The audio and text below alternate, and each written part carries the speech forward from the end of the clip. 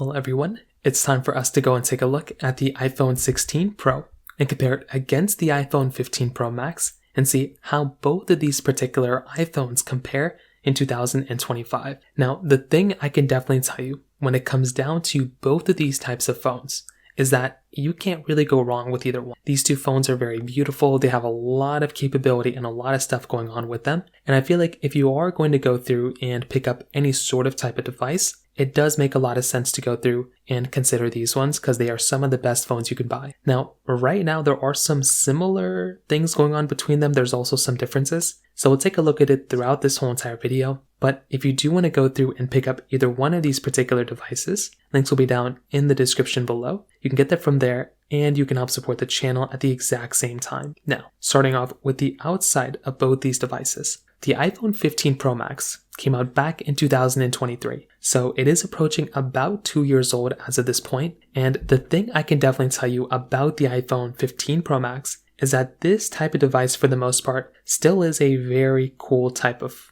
device.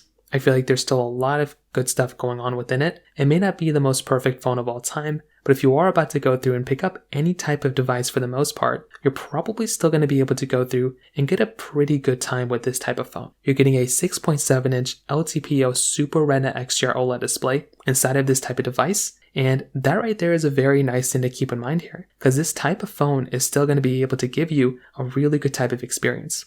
And like I said before, if you're in the market and you're picking up any sort of device, this is going to be one of those types of phones that will probably end up giving you a good type of display. 120 Hz, beautiful type of panel. And, there's definitely some things that could be a little bit of a better experience here and there. But I would imagine that if you're in the market and you're going to go through and pick up a device, this thing is a very, very decent option. With the iPhone 16 Pro, this type of phone is giving you a slightly smaller 6.3-inch LTPO Super Retina XDR OLED display. So that phone is going to be giving you a little bit of a smaller type of panel, but it is going to be a very bright panel. It's still giving you a 120 Hz display. It still looks very, very good. And if you're going to go through and pick up any sort of panel for the most part, you are still going to be able to go through and get a very good type of experience within that type of phone. And like I said before, if you're in the market and you're picking up a device, it does make a lot of sense to go through and pick up a device that could end up giving you a little bit of a better experience. And not to say that the iPhone 15 Pro Max is that much different, but you are going to be getting maybe a slightly more optimized panel instead of the iPhone 16 Pro with less bezel. But the iPhone 15 Pro Max panel is bigger, and some people might just prefer a bigger size panel. Both are giving you USB Type-C ports on the bottom. The iPhone 16 Pro is giving you that camera button on the side, which allows you to go ahead and quickly take photos and videos and those types of things if you really want to. For me personally, it really is not that big of a selling point, but it could be a nice thing, if you want to. Both have Apple Intelligence. On the backside, frosted glass backs, which is awesome. Triple camera setups with a LiDAR sensor, MagSafe capability. Pretty much everything across the board is similar, but the iPhone 15 Pro Max is the bigger phone. So some people might prefer a bigger phone from that standpoint. It really is just dependent on which way you kind of want to go. But like I've always stated, if you're trying to kind of get the bigger, better type of panel, the iPhone 16 Pro is the smaller one, so the 15 Pro Max might make a little bit more sense. But I personally do believe that still an iPhone,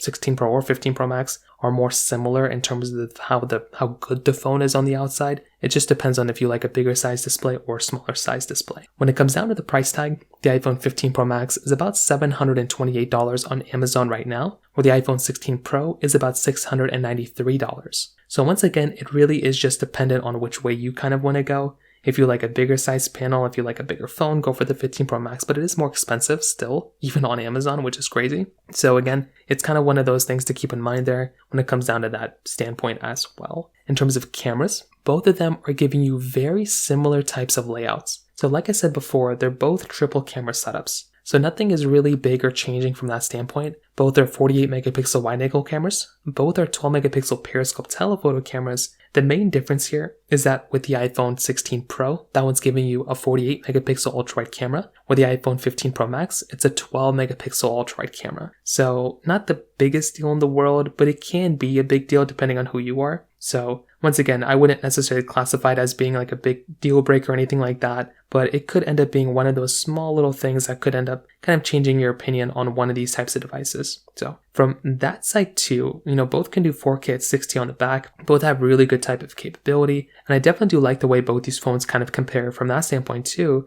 because there isn't necessarily like a big massive thing going on where, I feel like one type of device is way worse than the other one. Both of these give you really good impression, very good build quality for the most part too. So there isn't necessarily like a big thing or a big difference when it comes down to that standpoint either. But like I said, if you're trying to go through and pick up a device, I think the iPhone 16 Pro might be giving you an overall better type of camera from that standpoint as well. So that right there is going to be another one of those things to keep in mind there from that standpoint too. Now, when it comes down to some other things about these devices, one really big thing to kind of keep in mind here too is that when you are kind of taking a look at these types of phones, you're always going to have to kind of remember that these types of devices are going to kind of be in their own kind of realm in some cases. So when it comes down to software updates and software longevity, these types of devices are still going to be able to give you software updates for many, many years now. So these devices are going to be here for a long period of time. It's not like today or tomorrow they're going to be outdated. They're going to be here for a long period of time, which is always super nice to have. So you're going to be able to go through, pick up these types of phones,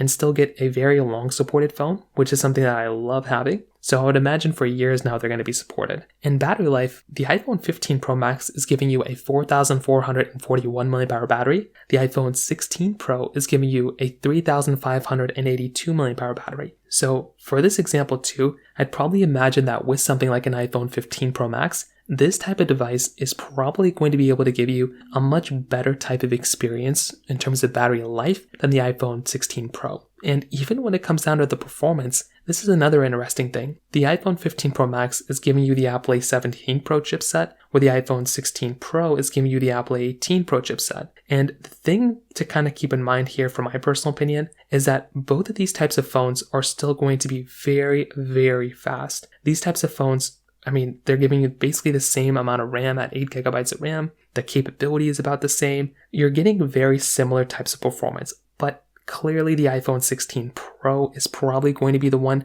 that is going to be the faster one. But even then, it's going to be like very slight differences. You're not really going to feel like one phone is like substantially like 20 times faster than the other one. That's not really going to be the case, right? When Apple kind of goes through and makes these types of phones, you're still going to be able to get like very fast, very capable types of devices from that standpoint. And I feel like that right there is another really cool thing to kind of keep in mind here, because you're still going to be able to go through and get like very fast phones that still give you like really good type of capability. So from that standpoint too, I feel like that right there is another one of those really nice things to keep in mind there for the most part as well. And to kind of sum it up, I definitely do feel like both these types of phones, right, are very good, very fast, capable types of devices. If you're going to go through and pick up a phone, it definitely does make a lot of sense to go through and buy something like an iPhone 16 Pro. I feel like that phone, it's the newer one. It's going to be giving you more bells and whistles and those types of things. So it makes a lot of sense to go buy something like an iPhone 16 Pro.